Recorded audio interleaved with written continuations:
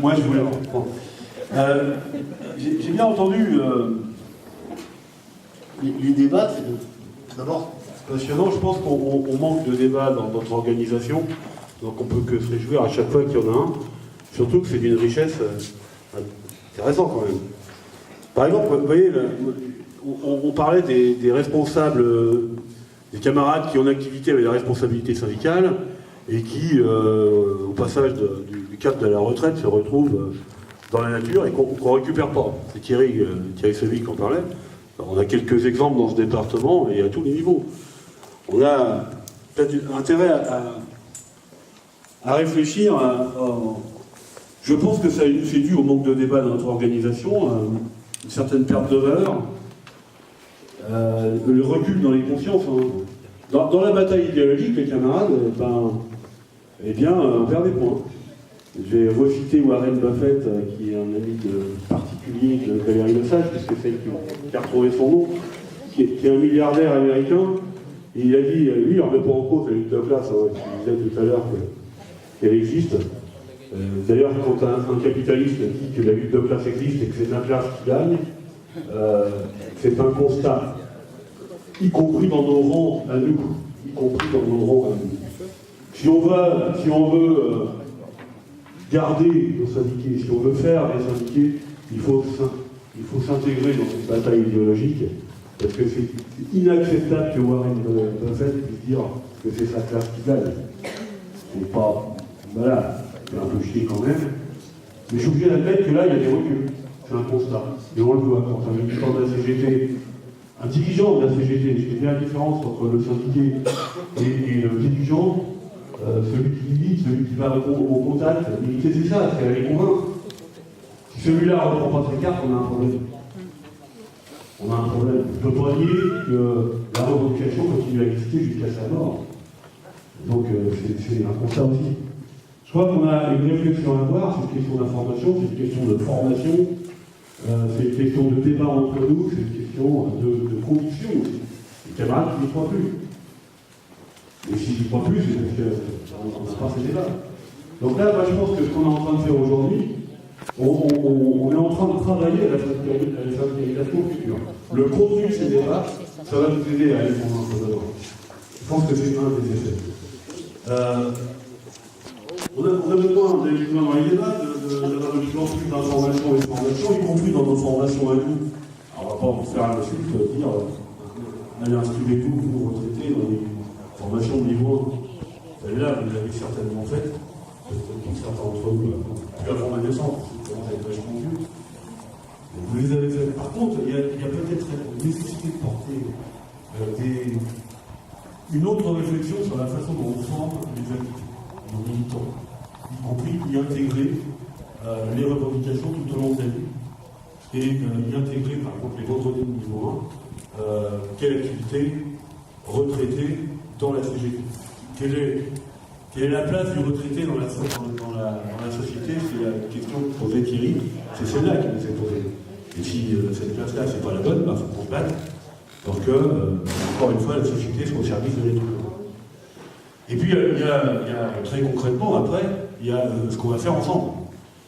Moi, j'ai constaté aussi, vous avez vu, la société, elle évolue. Le contexte économique, il a évolué. Les entreprises, les grosses entreprises, il y en a de moins en moins. Avec donc les gros syndicats, il y en a de moins en moins. Ce qui fait que les sections de retraités du gros syndicat, je suis désolé de le dire, mais il y en a de moins en moins. Et pour autant, il y a eu la création des sections multipro de retraités. Et puis en regardant dans l'activité de tous les jours, c'est ce que moi j'ai constaté, mais je peux me gourer, mais si je me gourre, vous me le direz, vous avez le droit de m'engueuler. Mais j'ai constaté une activité importante des multipros dans la bataille idéologique, à l'extérieur des entreprises, puisqu'ils sont de toute façon à l'extérieur des entreprises. Peut-être plus que des sections de retraités d'entreprise. Donc là, parce que ça correspond au contexte. Souvent, quand on arrive en retraite, la plupart des salariés, lorsqu'ils arrivent en retraite, leur entreprise n'existe plus. C'est un constat. Voilà. Donc, je crois qu'on s'adapte. La CGT, on est obligé de s'adapter à la société. On fait tout ce qu'on peut pour la modifier aussi. n'est pas des moutons, on pèle peu et on mord beaucoup. J'espère que ça va continuer. Donc on essaye de modifier le contexte, en même temps, voilà, on vit dedans. Après, il y a le lien entre actifs, retraités, qu'est-ce qu'on fait ensemble, qu'est-ce qu'on pourrait faire ensemble de mieux. Comment on pourrait aller plus loin pour travailler mieux ensemble. Alors, on s'est démarre, on a quand même... Je trouve qu'on peut être fier de nous de temps en temps. Des fois, on fait des vaches de conneries, on se le dit pas. Ou des fois, on se le dit un peu brutal.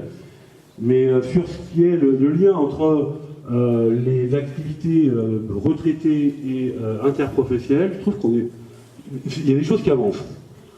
Alors peut-être pas assez vite, mais on y travaille. Il y a les plans de travail, par exemple, de syndicalisation de l'USR. Ça a été fait en commun, ça a été soumis à l'UD. Il y a les plans de travail de l'UD, on les met en commun tous les deux, les plans de déploiement, et on se déploie, je vais vous le dire, hein, vous le répétez à personne. Si on se déploie, si on va voir les salariés, ça serait pour les convaincre de syndiquer la CGT. C'est pour créer le rapport de force. C'est pas pour autre chose, on ne parle pas beaucoup de négatif.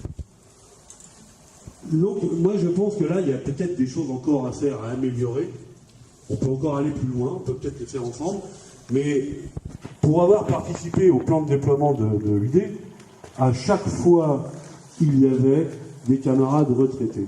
Par contre, à chaque fois, il n'y avait pas du matériel retraité. Là encore, là, on peut améliorer les choses. Là, on peut faire quelque chose autrement. Y compris, il y a, vous avez, un plan de travail pour la syndicalisation. Moi, je pense qu'il faut ouvrir aux actifs. Je pense que quand on se déploie, quand on va voir les salariés, quand on va voir les usagers, quand on va voir les habitants d'une cité, d'un village, d'une ville, qu'on soit actifs, retraités, jeunes, chômeurs, on montre l'image de la CGT quand on est ensemble. Et ça voudrait dire aussi que pour les actifs qui vont se déployer, et ça commence comme ça, et ben pourquoi pas, ils sont obligés de se renseigner sur l'argumentaire qu'ils vont donner aux retraités. Donc ils seront au courant des revendications, de vos revendications, mes camarades, qui seront un jour les leurs. Si tout va bien, si on ne meurt pas avant, et si un jour, si on se bat assez pour avoir la retraite avant d'être mort. Parce que je viens de prendre un an de plus, ça m'a mis un peu en boule. De 63, je devais partir à 60, on m'a dit 62, là on a dit 63. Et ceci, tous les salariés sont dans cet état d'esprit. Donc ils sont extrêmement attentifs à ce que vous dites, comment on fait pour aller les voir ensemble. C'est un peu l'idée.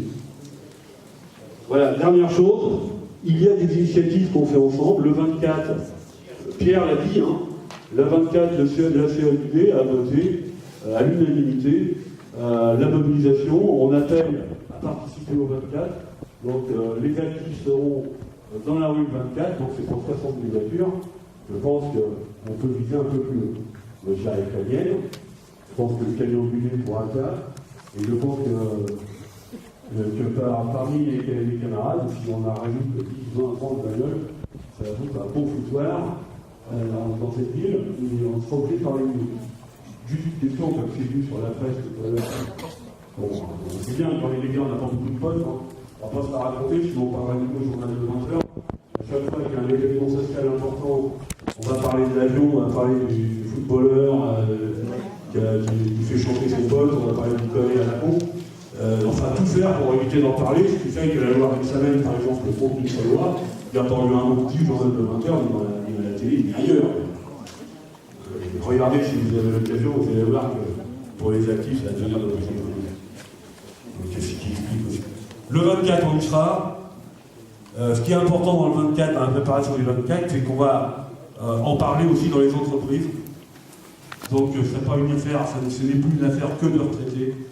On va mettre ça dans les mains des salariés. De toute façon, on plante une graine. Je ne sais pas s'ils vont venir en masse avec leur bagnole, s'ils seront dans la préfecture. On a planté une graine, et si cette graine-là ne meurt pas, elle va pousser. Voilà. Et puis il y a d'autres graines à faire pousser. On sera avec vous pour le faire, et de plus en plus, je l'espère.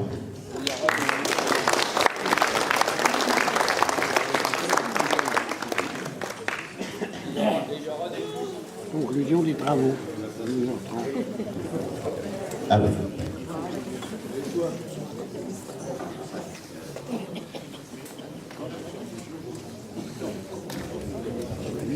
Oui, je vais rebondir sur la continuité syndicale Bien entendu qu'il faut aller au débat avec les salariés, bien entendu qu'il faut faire grandir notre organisation, faire des syndiqués nouvelles. Mais se pose quand même la question, que fait-on pour pas perdre les syndiqués? Et ça ne vient pas dans les débats. J'adhère totalement à ce qu'a dit Thierry Sobis sur la continuité syndicale. Mais il y a une donnée aussi qu'on ne comprend pas en compte. On sait qu'aujourd'hui, le grand patronat, quand il veut faire crever une entreprise, il s'arrange pour faire crever l'entreprise où il y a le plus de militants et de syndiqués CGT. On le voit tout le temps. Mais moi, je pose la question, que font les fédérations? Que font les unions locales? Que font les syndicats à la base quand une entreprise ferme et qu'elle licencie tous les salariés pour garder nos syndiqués? Des bastions. On a perdu des bastions comme ça. Et c'est tout bête, on n'y pense pas. Et il s'avère que je suis pêcheur, dans l'éternel aussi. Et j'ai un copain qui gère la pêche qui était syndiqué, il ne me l'avait jamais dit. Ça fait quand même 15 ans qu'il était syndiqué chez Brodard. Brodard Graphique, une société de la Fulpac qui a fermé ses portes. Et il me dit, Patrick, qu'a fait le syndicat pour me demander de continuer la syndicalisation? On attend un courrier, nous, on était juste bon à payer une cotisation pendant des années. On a fermé la boîte et on ne nous propose même pas de continuer voilà. Et ça aussi, c'est une donnée à prendre en compte. Moi, j'en veux un peu, personnellement, aux fédérations. Aux fédérations aussi qui n'appellent plus, comme il y a 30 ans en arrière, les militants à occuper leur structure professionnelle ou interprofessionnelle. Les fédérations qui n'appellent plus non plus vraiment dans les actions qui sont complètement divisées. Et je le dis parce que c'est la réalité. C'est la réalité.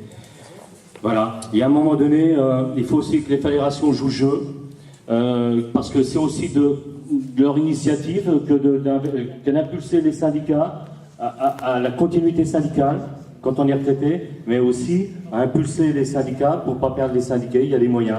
Faire des syndiqués nouveaux, oui, bien sûr, mais gardons nos syndiqués, c'est aussi précieux.